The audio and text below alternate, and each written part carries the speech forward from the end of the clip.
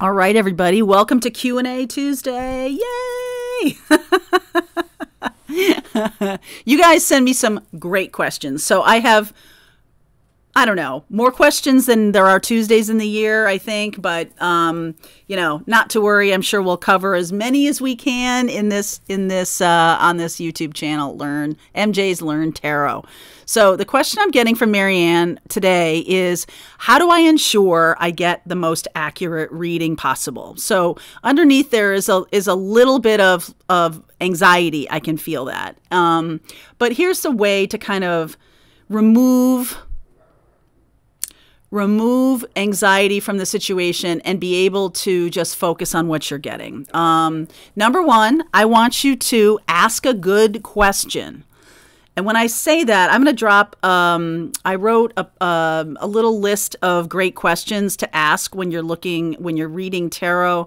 And, you know, I think a lot of people just come, you know, and they get their tarot deck and they go, show me what's happening or something like that. They just do that. And okay, so there might not be much wrong with that. I feel like after you get confidence, that's fine. But if you're looking to build confidence in your own tarot reading, you want to ask a specific question.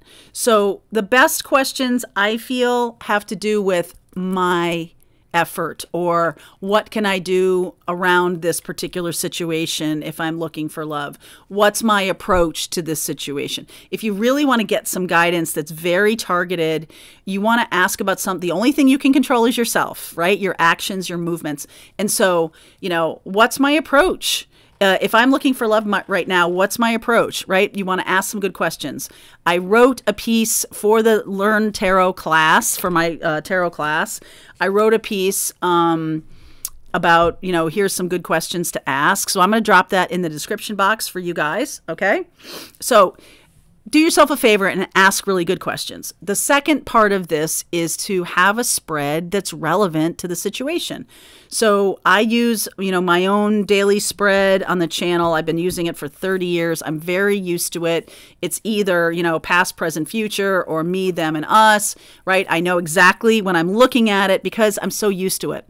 Now, for you, if you're just learning, if you're looking for answers around a relationship, you want a spread that talks about relationships. So you want some cards dedicated to you, some cards dedicated to them, and some cards dedicated to us. In the twin flame readings that I do, that's what I do. I do divine feminine, divine masculine, and then us. And so, you know, go back to the first point, which is ask a good question and then use a good spread. So you're eliminating the guesswork. That's all we want to do, is we want to eliminate the guesswork. We want to eliminate our own, did I do that right kind of thing. So those are the biggest ways you can get an accurate outcome, or you get an accurate answer. And the third way, this is my third point here, or third opportunity to gain some insight, is to do some clarification. And one of the fun ways that I like to do clarification, say you're using the modified Celtic cross, which I teach in the tarot class. If you haven't really done the tarot class, there's a link below for that too. But this is what I teach. I teach a modified Celtic cross. And then if you want to clarify it, you can clarify individual cards in the cross, and you can ask, you know, give me a sense of what this is. Let me see if I can formulate a good question for you. What else do I need to know about this? So if you're looking at the position in the Celtic cross that has to do with what's in the immediate future, and you say, okay, what do I need to know about this? It's like the Two of Swords or something like that. What do I need to know about this?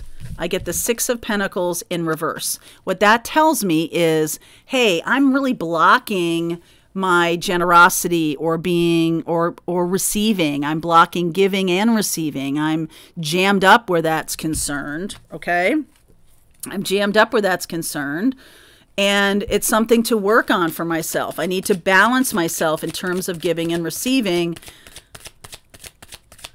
And I keep clarifying. I get a second card and a third card. And I get, this is moving forward when you kind of go back to your sweet days, Page of Cups.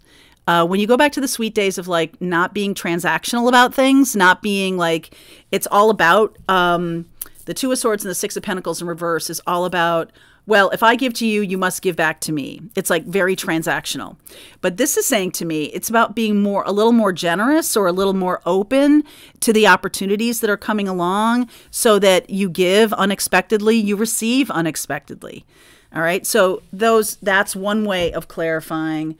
Another way of clarifying is to take a second deck and shuffle again with the same question and lay out a second spread, the same spread, right on top of the first spread. So each card has a buddy, okay? Each card has its own pal that will give you the energetic sort of echoes that you might not be hearing. That's your intention. I want to see what I'm not getting about this, okay? And so each card will have its own clarifier. I hope that was helpful for you today. If you have questions for me that you want me to answer on Q&A Tuesday, please drop a comment below. Please like, subscribe, and share to this channel so more people can see it. I appreciate that. Mwah.